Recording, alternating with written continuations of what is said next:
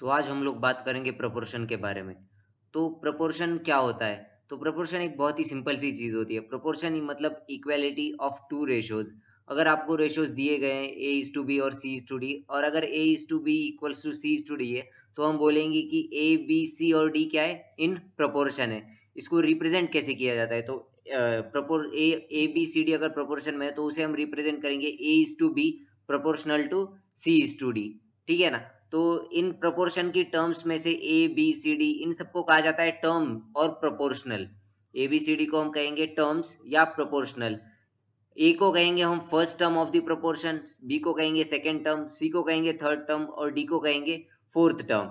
तो ये जो फर्स्ट और फोर्थ टर्म होती है इन दोनों को बोला जाता है एक्सट्रीम टर्म्स, यानी कि ए और डी प्रोपोर्शन के अंदर इन दोनों को बोला जाता है एक्सट्रीम टर्म्स। ठीक है ना? इन दोनों को बोला जाता है एक्सट्रीम टर्म्स। और बी और सी जो मिडल वाली टर्म है इन दोनों को बोलेंगे मिडल टर्म्स। तो सबको समझ में आएगा प्रोपोर्शन क्या होता है कि अगर हमारे पास दो रेशो दिए गए ए इज टू बी और सी इज टू डी और अगर A is to B equal to C is to D है तो हम कहेंगे कि ए बी सी और डी क्या है इन प्रोपोर्शन, जिसे कि हम रिप्रेजेंट करेंगे ऐसे A is to B proportional to C is to D. तो सर क्या प्रोपोर्शन होने की कुछ प्रॉपर्टीज होती है? बिल्कुल, प्रोपोर्शन की एक प्रॉपर्टी होती है कि प्रोपोर्शन में जो प्रोडक्ट ऑफ एक्सट्रीम्स होगा, प्रोडक्ट ऑफ एक्सट्रीम्स मतलब ए और डी, ए डी, वो होगा प्रोडक्ट ऑफ मीन्स के बराबर, यानी कि बीसी के बराबर। कैसे होगा? तो प्रोपोर्शन में हमने पढ़ा था कि अगर ए बी सी और डी प्रोपोर्शन में है तो ए इज टू बी क्या होगा? सी इज टू डी के इक्वल होगा।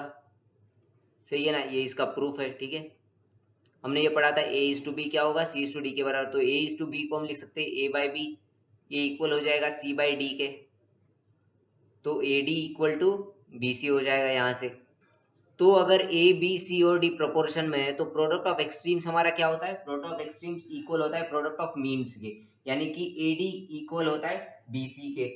अभी हम प्रोपोर्शंस की कुछ और प्रॉपर्टीज पढ़ेंगे जैसे कि इन्वर्टेंडो, अल्टरनेंडो। तो उसी में हमारी पहली प्रॉपर्टी है इन्वर्टेंडो। तो अगर ए बी सी और डी प्रोपोर्शन में है तो हम लिख सकते हैं A is to B proportion to C is to D, तो B is to A proportion to D is to C भी होगा, यानी कि बी ए डी सी भी प्रोपोर्शन में होंगे। और इस प्रॉपर्टी को कहा जाता है? इस प्रॉपर्टी को कहा जाता है इन्वर्टेंडो। ठीक है ना? इसका प्रूफ क्या है? तो इसका प्रूफ आसान सा प्रूफ है इसका। ए इज टू बी अगर प्रोपोर्शन है सी इज टू डी के तो हमारे पास क्या आएगा? A by B equal to C by D होगा। सही बात है, क्योंकि अगर ए इज टू बी, देखो ए इज टू बी अगर प्रोपोर्शनल है सी इज टू डी के तो A is to B equal to होगा सी इज टू डी के। ये प्रोपोर्शन की क्या है? ये प्रोपोर्शन की डेफिनेशन ही है। तो ए इज टू बी अगर equal to C is to D है तो क्या होगा? A by B equal to क्या होगा? सी बाई डी होगा। और अगर तुम दोनों तरफ रेसिप्रोकल लोगे तो ये क्या हो जाएगा? बी बाई ए इक्वल हो जाएगा डी बाई सी के। हो जाएगा कि नहीं? और अगर B by A equal to D by C है तो यहाँ पर हमने क्या किया? इन दोनों का क्या लिया? रेसिप्रोकल लिया। ठीक है, रेसिप्रोकल ले लिया हमने दोनों रेशोज का। तो अगर B by equal to D by C है तो हम इसे क्या ये लिख सकते हैं? B is to A is proportional to D is to C, बिल्कुल लिख सकते हैं। तो इसी प्रॉपर्टी को कहा जाता है इन्वर्टेंडो। ठीक है ना? कहीं अगर A is to B proportional to C is to D है तो B is to A proportional होगा डी इज टू सी के। सिमिलरली एक और प्रॉपर्टी है हमारे पास जो कि है अल्टरनेंडो, जिसमें कि हमें बोला जाता है कि अगर A is to B proportional है सी इज टू डी के तो A is to C proportional होगा बी इज टू डी के। तो इसका भी प्रूफ सेम ही होगा। इसका प्रूफ कैसे करेंगे हम? कि अगर A is to B proportional है सी इज टू डी के तो ए बाय बी हो जाएगा सी बाई डी के इक्वल। तो हम इस सी को ले आएंगे इधर और इस बी को भेज देंगे उधर। तो ये क्या हो जाएगा? ये हो जाएगा A by C equal to B by D. समझ में आ रहा है सबको? और A by C equal to B by D है तो हम क्या इसे लिख सकते हैं? A is to C proportional to B is to D, बिल्कुल लिख सकते हैं। तो इसी को कहा जाता है अल्टरनेंडो। ठीक है ना? इसी को कहेंगे हम अल्टरनेंडो। तो ये थी दो प्रॉपर्टीज प्रोपोर्शन की। तो आज के लेक्चर में हमने देखा कि प्रोपोर्शन क्या होता है। तो प्रोपोर्शन बेसिकली इक्वलिटी होती है दो रेशोज के बीच में। अगर अभी दिया गया है कि ए इज टू बी प्रोपोर्शनल है सी इज टू डी के तो उसका मतलब होगा ए इज टू बी इक्वल है सी इज टू डी के। फिर हमने देखा दो प्रॉपर्टीज इन्वर्टेंडो और अल्टरनेंडो।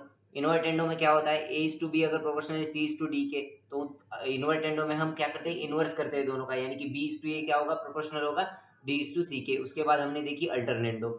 तो इन दो प्रॉपर्टीज के बाद आएंगी रेशियो एंड प्रोपोर्शन की एक सबसे बहुत ही इंपॉर्टेंट प्रॉपर्टी जो कि है कंपोनेंडो एंड डिविडेंडो, जो कि हम अगले लेक्चर में कवर करेंगे कि कंपोनेंडो क्या होता है, डिविडेंडो क्या होता है और कंपोनेंडो एंड डिविडेंडो क्या होता है।